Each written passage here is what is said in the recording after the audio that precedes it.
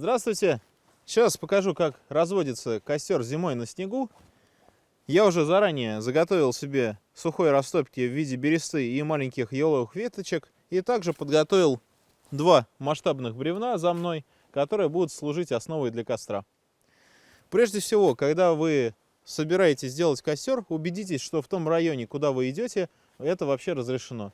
Мы сейчас находимся в том месте и в тот сезон, где разведение костров допускается. Сначала вы вытаптываете себе площадку, не снимая лыж и рюкзака.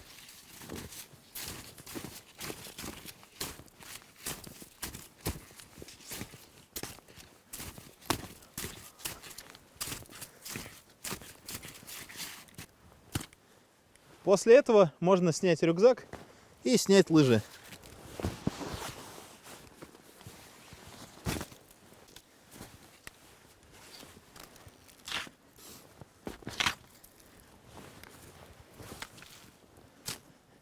Естественно, зимой эффективнее копать яму до почвы, но это не всегда оправдано. Например, на коротких привалах именно эту картинку я сейчас хочу показать.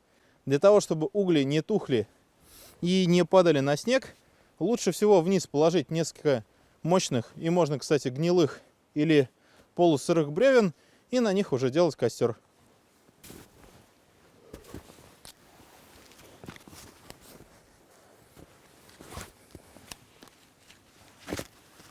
Я беру заготовленную растопку и аккуратненько откладываю ее в сторону на бревна.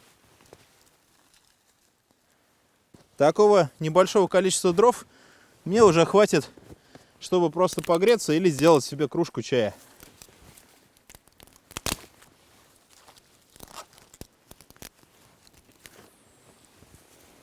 Я подготовлю здесь плотную площадку для того, чтобы угли не проваливались вниз. Теперь я кладу сюда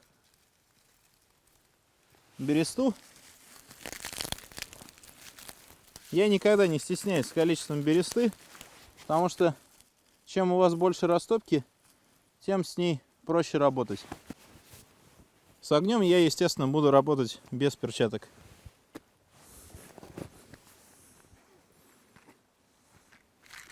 Подготовлю заранее дрова в том количестве, в котором мне необходимо для разведения костра в начале. Теперь положу поближе растопку и можно разжигать бересту.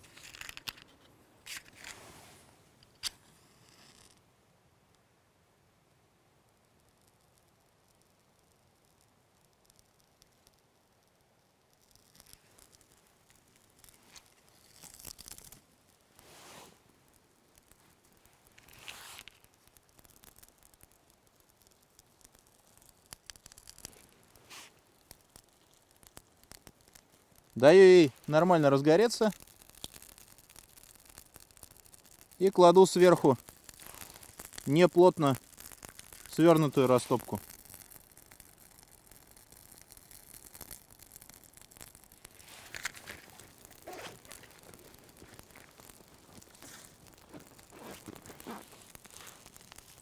И начинаю потихоньку кормить костер мелкими веточками.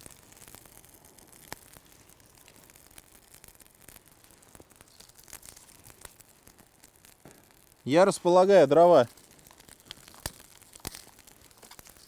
решеткой, так лучше поступает кислород и проще добиться стабильного пламени. Главное не торопиться и потихоньку класть мелкие сухие дрова.